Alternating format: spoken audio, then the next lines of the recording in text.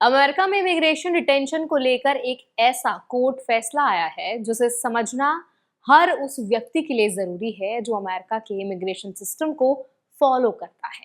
अब सवाल सिर्फ इलीगल इमिग्रेशन का नहीं है, बल्कि ये भी है कि अगर किसी व्यक्ति को इमिग्रेशन अधिकारियों ने हिरासत में लिया है तो उसके कानूनी अधिकार कहां तक है।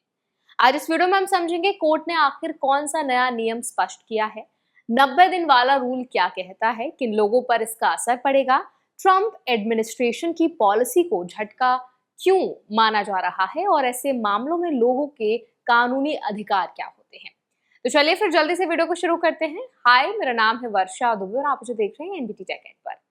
सबसे पहले समझना जरूरी है कि ये फैसला किसी को अमेरिका में रहने का अधिकार या ग्रीन कार्ड नहीं देता।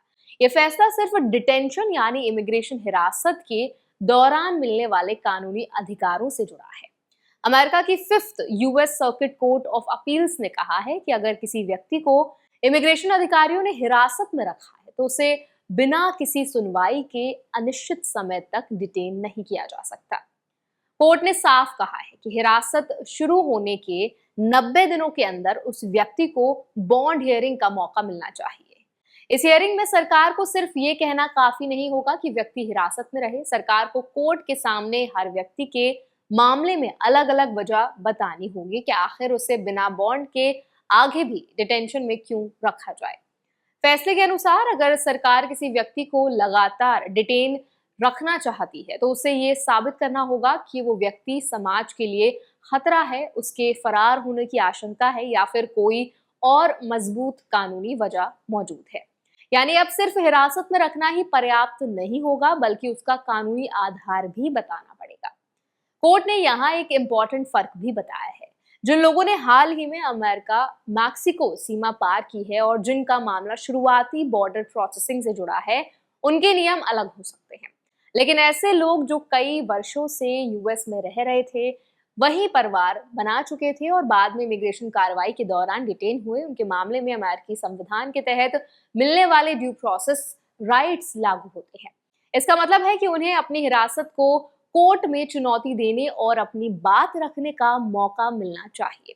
इसी वजह से कोर्ट ने कहा कि संविधान के तहत मिलने वाले बेसिक राइट्स किसी व्यक्ति की नेशनैलिटी के आधार पर खत्म नहीं हो जाते। अगर किसी की व्यक्तिगत आजादी छीनी जा रही है तो उसे अपनी बात रखने का अपॉर्चुनिटी मिलना चाहिए। यही इस फैसले का सबसे इंपॉर्टेंट कानूनी संदेश है। जिस मामले पर यह फैसला आया उसमें 3 लोग शामिल थे जो लगभग 14 साल से यूएस में रह रहे थे। उनके परिवार थे, बच्चे अमेरिकी नागरिक थे और वो काम भी कर रहे थे। ट्रैफिक स्टॉप के दौरान उन्हें हिरासत में लेकर इमिग्रेशन अधिकारियों को सौंप दिया गया और बिना बॉन्ड हियरिंग के डिटेंशन में रखा गया। बाद में फेडरल जजेस ने माना कि उन्हें बिना सुनवाई के हिरासत में रखना उनके ड्यू प्रोसेस राइट्स के खिलाफ था। हालांकि ये भी समझना जरूरी है कि इस फैसले का मतलब ये बिल्कुल नहीं है कि डिटेंशन में मौजूद हर व्यक्ति अपने आप रिहा हो जाएगा। कोर्ट ने केवल इतना कहा है कि 90 दिनों के अंदर निष्पक्ष बॉन्ड हियरिंग होनी चाहिए। अगर सरकार पर्याप्त कानूनी कारण साबित कर देती है तो व्यक्ति आगे भी डिटेंशन में रह सकता है। भारतीय नागरिकों के लिए इस फैसले से सबसे बड़ी सीख ये है कि अगर किसी भी इमिग्रेशन मामले में कभी डिटेंशन जैसी स्थिति बनती है तो अपने कानूनी अधिकारों की जानकारी होना बेहद जरूरी है। यूएस में इमिग्रेशन कानून काफी कॉम्प्लेक्स है और हर मामला अलग सिचुएशन के ऊपर डिपेंड करता है, तय करता है। इसीलिए किसी भी कानूनी कार्रवाई के दौरान केवल अफवाहों या सोशल मीडिया की जानकारी पर भरोसा करने के बजाय एकदम एलिजिबल इमिग्रेशन अटॉर्नी की सलाह लेना सबसे सुरक्षित तरीका है। ध्यान देने वाली बात यह भी है कि ये कानूनी लड़ाई अभी खत्म नहीं हुई है। अलग अलग फेडरल कोर्ट्स में इस मुद्दे पर अलग अलग फैसले आए हैं और अब इस मामले के आगे यूएस सुप्रीम कोर्ट तक पहुंचने की पॉसिबिलिटी भी बढ़ गई है। यानी आने वाले समय में इस नियम को लेकर अंतिम कानूनी स्थिति और भी स्पष्ट हो सकती है।